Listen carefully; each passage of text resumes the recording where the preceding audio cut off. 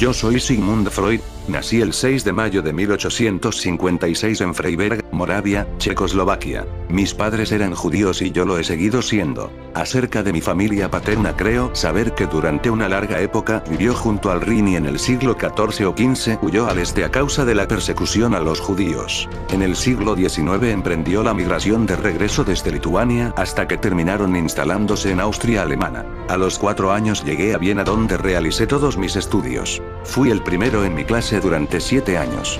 Mi padre me exhortó a guiarme por sus inclinaciones en la elección de una carrera, bajo el poderoso influjo de mi amistad con un compañero de escuela algo mayor, que ha llegado a ser un conocido político. Nació en mí el deseo de estudiar derecho, como él, y lanzarme a la actividad pública. Entretanto, la doctrina de Darwin, reciente en aquel tiempo, me atrajo poderosamente porque prometía un extraordinario avance en la comprensión del universo. Y sé que la lectura en una conferencia popular del hermoso ensayo de Goethe Die Natur, que escuché poco antes de mi examen final de bachillerato, me decidió a inscribirme en medicina. Ingresé en 1873, me dolió la insinuación de que debería sentirme inferior por ser judío. En mis primeros años de universidad, hube de hacer la experiencia de que la peculiaridad y estrechez de mis dotes me denegaban cualquier éxito en muchas de las disciplinas científicas sobre las que me había precipitado en mi ardor juvenil. Ernst Brücke me propuso una tarea referida a la histología del sistema nervioso donde halle sosiego y satisfacción, así como a las personas que podía respetar y tomar como modelos. En 1881, me doctoré en medicina durante 1883. Abandoné el laboratorio de fisiología, e ingresé como aspirante en el Hospital General. Fui promovido a médico interno y presté servicios en diversas secciones durante más de 6 meses junto a Meinherz. En 1885 recibí el cargo de docente adscrito en neuropatología. De igual forma se me adjudicó una beca de un viaje de considerable valor a París. En el año de 1886, me instalé como médico y contraje matrimonio con la muchacha que me esperó por 4 años. Un interés colateral pero profundo me había movido en 1884 a solicitar a la casa Merck cocaína, alcaloide poco conocido en esa época, y a estudiar sus efectos fisiológicos. En medio de ese trabajo se me abrió la posibilidad de hacer un viaje para volver a ver a mi prometida, de quien había estado separado durante 2 años. Concluí apresuradamente la investigación y consigné en mi escrito la predicción de que pronto se descubrirían otras explicaciones a ese recurso. Al mismo tiempo consigné a mi amigo el médico oculista L. Konigstein, que examinase si las propiedades anestésicas de la cocaína no podían aplicarse al ojo enfermo.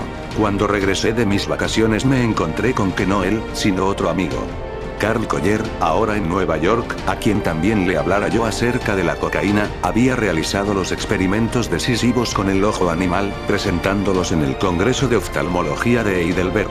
Así, Collier es considerado con derecho el descubridor de la anestesia local mediante cocaína, que tanta importancia ha adquirido para la cirugía menor. Pero no guardé rencor a mi novia por la interrupción de entonces. En 1891 apareció el primero de los trabajos sobre las parálisis cerebrales de los niños, redactado en colaboración con mi amigo y asistente, el Dr. Oscar Río. Si uno quería vivir del tratamiento de enfermos nerviosos, era evidente que debía ser capaz de prestarles alguna asistencia. Mi arsenal terapéutico comprendía solo 2 armas, la electroterapia y la hipnosis. Cuando aún trabajaba en el laboratorio de Brut, trabé conocimiento con el Dr. Joseph Breuer, uno de los más prestigiosos médicos de familia de Viena, pero que tenía además un pasado científico, pues había publicado varios trabajos de valor permanente acerca de la fisiología de la respiración y del órgano del equilibrio. El desarrollo del psicoanálisis me costó después su amistad. No me resultó fácil pagar ese precio, pero era inevitable. En 1889, Breuer me demostró las restricciones de la operatividad de la sugestión hipnótica. A lo largo de varios años no hice más que hallar corroboraciones en todos los casos de histeria accesibles a ese tratamiento. Y cuando ya disponía, además, de un considerable material de observaciones análogas a la de Breuer, le propuse una publicación en común, a lo cual se mostró al comienzo muy renuente. En 1893 publicamos una comunicación preliminar sobre el mecanismo psíquico de fenómenos histéricos, a lo que siguió, en 1895, nuestro libro Estudios sobre la histeria. Breuer llamó catártico a nuestro procedimiento. En la teoría de la catarsis no se habla mucho de sexualidad.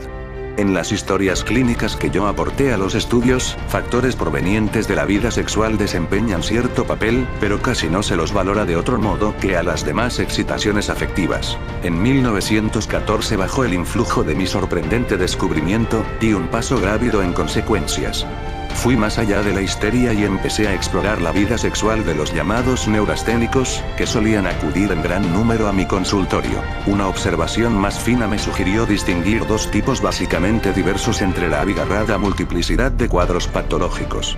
Una la llamé neurosis de angustia y la otra me limité al otro tipo, la designación de neurastenia. Mi tesis se limita a aseverar que los síntomas de estos enfermos no están determinados psíquicamente ni el análisis puede resolverlos, sino que se los debe concebir como consecuencias tóxicas directas del quimismo sexual. Abandoné la hipnosis y procuré sustituirla por otro método, pues quería superar la limitación del tratamiento a estados histeriformes. Pero, además de ello, mi experiencia creciente me había sugerido dos graves reparos al empleo de la hipnosis, aún al servicio de la catarsis. El primero, que hasta los mejores resultados quedaban de pronto como borrados cuando se enturbiaba la relación personal con el paciente. Abandoné, pues, la hipnosis, y solo conservé de ella la indicación de acostarse sobre un diván, tras el cual me sentaba, de suerte que yo veía al paciente, pero no era visto por él. Mi expectativa se cumplió, me emancipé de la hipnosis, pero con el cambio de técnica también se modificó el aspecto del trabajo catártico.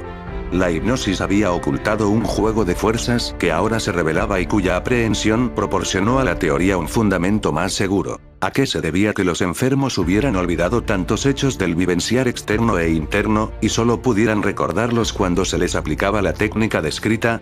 La observación respondió exhaustivamente a estas cuestiones. Todo lo olvidado había sido penoso de algún modo. Produjo terror, dolor, o fue vergonzoso para las exigencias de la personalidad. Entonces era forzoso pensar que justamente por eso se lo olvidó, es decir, no permaneció consciente.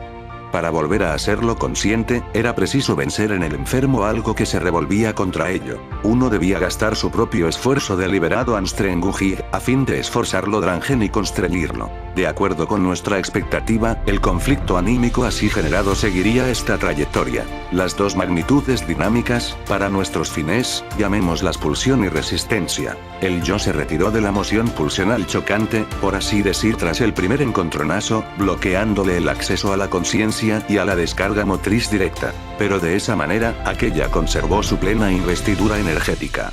Llamé represión a este proceso. Mediante el estudio de las represiones patógenas y de otros fenómenos que más adelante mencionaremos, el psicoanálisis se vio compelido a tomar en serio el concepto de lo inconsciente. En las vivencias infantiles se trataba siempre de excitaciones sexuales y de la reacción frente a estas, nos enfrentamos con el hecho de la sexualidad infantil. La función sexual estaba presente desde el comienzo. Primero se apuntalaba en las otras funciones de importancia vital, y luego se independizaba de estas. Al comienzo no estaban centrados y eran predominantemente autoeróticos. Más tarde aparecían síntesis en ellos. Un primer estadio de organización estaba regido por los componentes orales, luego seguía una fase sádico-anal y solo la tercera y última fase traía el primado de los genitales. Llamé líbido a la energía de las pulsiones sexuales. La oposición entre los sexos todavía no recibía en esa época los nombres de masculino o femenino, sino en posesión de un pene o castrado. El complejo de castración que arranca de ahí adquiere grandísima significatividad para la formación del carácter y la neurosis. En 3 ensayos de teoría sexual he recopilado en aras de la inteligibilidad muchas cosas que surgieron en diversas épocas y hallaron acogida, como complementos o enmiendas. Las doctrinas de la resistencia y de la represión, de lo inconsciente, del valor etiológico de la vida sexual y de la importancia de las vivencias infantiles son los principales componentes del edificio doctrinal del psicoanálisis. En todo tratamiento analítico, y sin que el médico lo promueva en modo alguno, se establece un intenso vínculo de sentimiento del paciente con la persona del analista, vínculo que no haya explicación alguna por las circunstancias reales. Es de naturaleza positiva o negativa, varía desde el enamoramiento apasionado, plenamente sensual, hasta la expresión extrema de rebeldía, encono y odio. Esta transferencia, tal se la llama de manera abreviada, pronto reemplaza en el paciente al deseo de sanar y pasa a ser, mientras es tierna y moderada, soporte del influjo médico y genuino resorte impulsor del trabajo analítico en común. Por medio de las numerosas ocurrencias del soñante, se tomaba conocimiento de un producto del pensamiento que ya no podía llamarse absurdo ni confuso, que correspondía a una operación psíquica de pleno derecho y del cual el sueño manifiesto no era más que una traducción desfigurada, abreviada y mal entendida, casi siempre una traducción en imágenes visuales. Esos pensamientos oníricos latentes contenían el sentido del sueño. El contenido onírico manifiesto no era sino un espejismo, una fachada, a la que por cierto podía anudarse la asociación, pero no la interpretación. El sueño es el cumplimiento, disfrazado, de un deseo, reprimido. Es fácil descubrir la función general del soñar. Sirve para defenderse, mediante una suerte de apaciguamiento, de estímulos externos o internos que habrían reclamado el despertar. Preserva así de perturbación al dormir. He llamado trabajo del sueño al proceso que, mediando la cooperación de la censura onírica, transporta los pensamientos latentes al contenido manifiesto del sueño. En el Congreso de Nuremberg, de 1910, se organizaron, a propuesta de S. Ferenczi, en una asociación psicoanalítica internacional, compuesta por grupos locales y dirigida por un presidente. Esta asociación sobrevivió a la Guerra Mundial, hoy sigue existiendo y abarca los grupos locales de Austria, Alemania, Hungría, Suiza, Gran Bretaña, Holanda, Rusia e India, así como 2 grupos en Estados Unidos. Como primer presidente hice elegir a Se-Jung, un paso bien desdichado, como después se vería. Entre 1911 y 1913, se consumaron en Europa 2 movimientos secesionistas del psicoanálisis, iniciados por personas que, hasta entonces habían desempeñado un papel notable en la joven ciencia: Alfred Adler y Se-Jung. Ambos parecían muy peligrosos, y rápidamente ganaron muchos partidarios. Vale de sí. Solía reprocharse al psicoanálisis la extensión indebida del concepto de sexualidad, pero, cuando resultaba cómodo para la polémica, se olvidaba ese crimen y se lo volvía a enfrentar con la sexualidad en el sentido estrecho.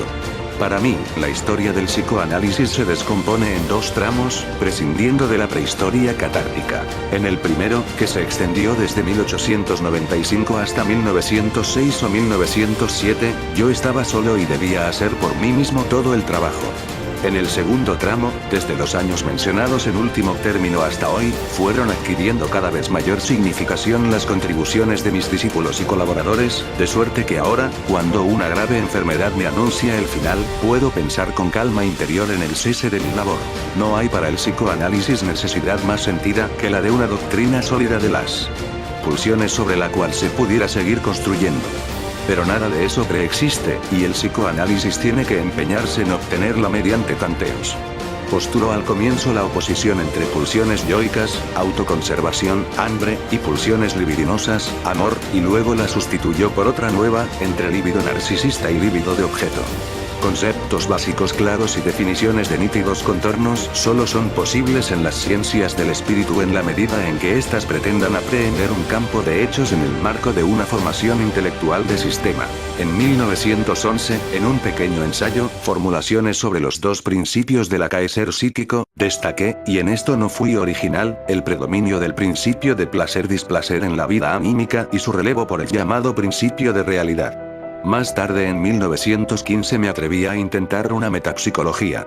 Llamé así a un modo de abordaje en que cada proceso anímico es apreciado siguiendo las 3 coordenadas de la dinámica, la tópica y la economía, y vi en ello la meta máxima asequible a la psicología. En Francia, el interés por el psicoanálisis partió de los hombres dedicados a las bellas letras. El complejo de Edipo, cuya ubicuidad discerní poco a poco, me proporcionó una serie de incitaciones. Si desde siempre habían resultado enigmáticas la elección por el artista y la creación misma de ese tema cruel, así como el efecto conmovedor de su figuración poética y, en general, la esencia de la tragedia de destino.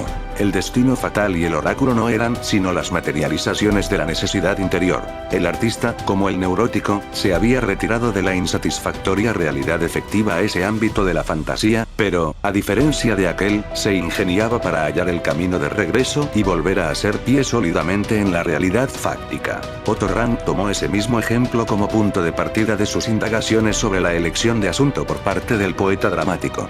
En su gran libro sobre el motivo del incesto, pudo demostrar cuán a menudo los autores escogen para la figuración justamente los motivos de la situación del Edipo, y estudiar en la literatura universal los cambios, variaciones y atenuaciones del tema. Mi libro El chiste y su relación con lo inconsciente es directamente una digresión respecto de la interpretación de los sueños. El único amigo que en aquel tiempo se interesaba por mis trabajos me había hecho notar que mis interpretaciones de sueños a menudo provocaban una impresión chistosa. Para esclarecerla abordé la indagación de los chistes, y hallé que la esencia del chiste reside en sus recursos técnicos, pero estos últimos coinciden con las modalidades del trabajo del sueño: condensación, desplazamiento, figuración, por lo contrario, por algo pequeñísimo, etc. A esto siguió la indagación económica del modo en que se produce la elevada ganancia de placer en el que escucha el chiste. La respuesta fue: por la momentánea cancelación de un gasto represivo, cediendo a la seducción de un incentivo de placer ofrecido placer previo. En los 4 ensayos que se reunieron en un libro con el título de Tótem y Tabú, consigné que en los primitivos el horror al incesto se encuentra impreso con intensidad todavía mayor que entre los cultivados, y ha provocado muy particulares medidas de defensa. Investigué los vínculos entre la prohibición tabú, forma en que surgen las primeras restricciones morales, y el sentimiento de ambivalencia, descubriendo en el sistema universal primitivo del animismo el principio de la sobreestimación de la realidad anímica, la omnipotencia de los pensamientos, que está también en la base de la magia. Sobre todo, me atrajo, empero, el totemismo, ese primer sistema de organización de los linajes primitivos en que se aunan los comienzos del orden social con una religión rudimentaria y el inflexible imperio de algunas pocas prohibiciones tabúes. Mi punto de partida fue la llamativa coincidencia entre los 2 tabúes decretados por el totemismo, el de no matar al tótem y el de no usar sexualmente a ninguna mujer del mismo clan totémico, y los 2 contenidos del complejo de Edipo, el de eliminar al padre y tomar por mujer a la madre. El banquete totémico era la celebración recordatoria de aquel asesinato enorme, del que nació la conciencia de culpa de la humanidad, el pecado original, y con el cual se iniciaron la organización social, la religión y la limitación ética. Llegados aquí, no faltaba mucho para discernir en el parricidio el núcleo del totemismo y el punto de partida de la formación de religiones. Tras abandonarse el animal totémico como sustituto paterno, el propio padre primordial, temido y odiado, venerado y envidiado, pasó a ser el arquetipo de Dios. También el tema del simbolismo ha hallado muchos estudiosos dentro de mi círculo. El simbolismo le ha valido al psicoanálisis numerosas enemistades. Muchos investigadores, demasiado sobrios, nunca le pudieron perdonar el reconocimiento del simbolismo, tal como resulta de la interpretación de los sueños. Así pues, echando una ojeada retrospectiva a la obra de mi vida, puedo decir que he sido el iniciador de muchas cosas y he prodigado numerosas incitaciones de las que algo saldrá en el futuro. Yo mismo no puedo saber si será mucho o poco. Pero tengo derecho a formular la esperanza de haber abierto el camino a un importante progreso en nuestro conocimiento. Poco antes de redactada la presentación autobiográfica, había parecido que mi vida tendría un pronto final por la recidiva de una enfermedad maligna. Solo el arte del cirujano me había salvado en 1923, y pude seguir viviendo y produciendo, aunque nunca más quedaría libre de molestias. 2 ensayos más tardíos, El porvenir de una ilusión y El malestar en la cultura, continuaron luego esa orientación de trabajo. Añadiré algunas palabras acerca de las peripecias del psicoanálisis en este último decenio. Ya no hay duda de que sobrevivirá, ha demostrado su capacidad para vivir y desarrollarse como rama del saber y como terapia. Poco después, mi hija Ana fue homenajeada en el Palacio del Ayuntamiento de Frankfurt del Meno, cuando en representación mía acudió allí para recibir el premio Goethe de 1930 que se me había acordado.